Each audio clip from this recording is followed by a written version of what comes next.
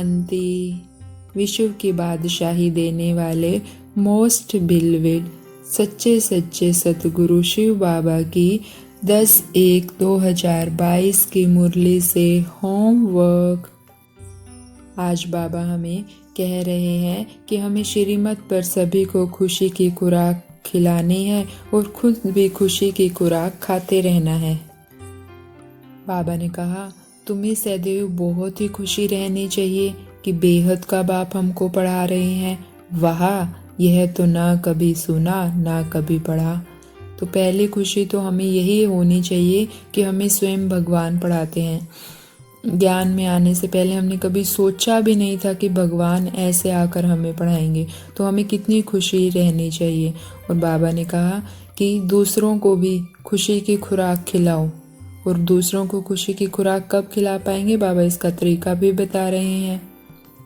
बाबा ने कहा, सच्ची सच्ची खुश खैराफात भी यह है कि इसको बाप का परिचय देना।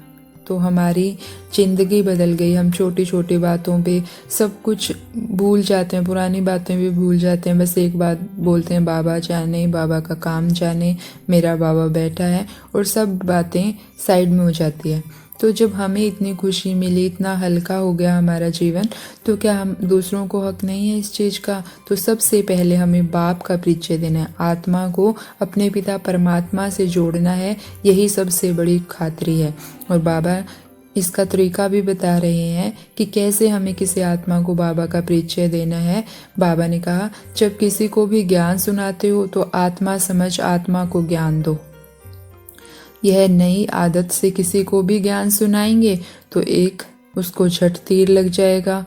दूसरा, शरीर का भान भी खत्म होता जाएगा। तीसरा, माया के तूफान व बुरे संकल्प भी नहीं आएंगे। चौथा, क्रिमिनल आई भी नहीं रहेगी।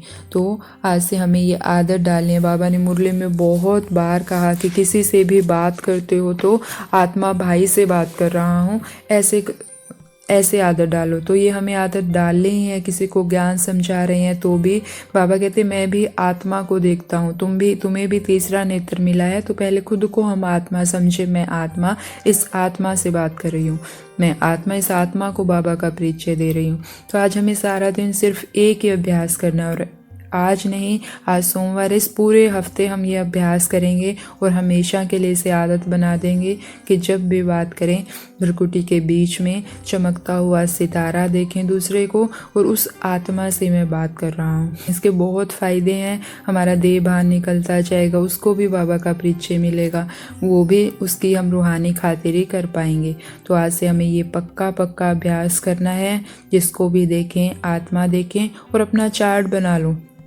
कि मुझे कम से कम शुरू में भी मुझे कम से कम 10 लोगों को तो आत्मा देखना ही है, फिर उसके बाद 20 लोगों को, 30 लोगों को, और फिर अगर मान लो शाम हो गई, आप भूल ही गए, मैंने किसी को आत्मा देखा ही नहीं, तो जिससे मिले दिन में उन सब को उस टाइम बैठकर आत्मा देखो। तो क्योंकि अभी हमें अभ्यास नहीं है तो हम भूल जाते हैं बात करते करते आत्मा देखना। लेकिन हम जब बात ख़त्म हो गई तब याद आए, जब भी याद आए। अगर याद नहीं आया तो रात को जब बाबा को पोता मिल दे रहे हैं तो जो भी हुआ उसको आत्मा देखकर फिर बाबा को पोता मिल दे। तो धीरे धीरे हमारा दिन में भी अभ्यास होने लग जाएगा आत्मा भाई को देखने का।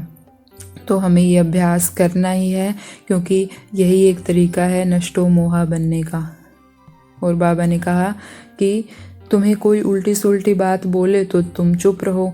एक ने मुख की ताली बजाई, दूसरा चुप कर दे तो वह आप पे ही चुप हो जाएगा।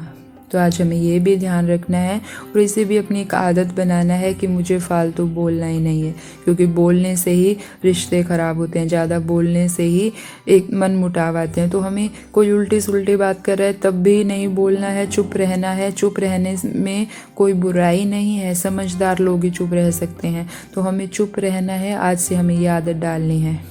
उल्टी सुल्टी बोले तब तो पक्का ही चुप रहना है, नहीं तो नहीं, फालतू वैसे भी नहीं बोलना है। हमारा स्लोगन ही है ना, कम बोलो, धीरे बोलो, मीठा बोलो। तो हमें ब्रह्मा बाबा को फॉलो करना है। हर कर्म करने से पहले चेक करना है कि क्या ब्रह्मा बाबा होते तो ऐसे करते। हर बोल को चेक करना है कि ब्रह्मा बाबा होते तो ऐसे बोलते। संकल्प को चेक करना है कि ये बाबा को अच्छा लगेगा। तो हमें बाबा को फॉलो करना है। तो सदा खुशी की खुराक खाने वाली लवलीन आत्माओं को ओम शांति।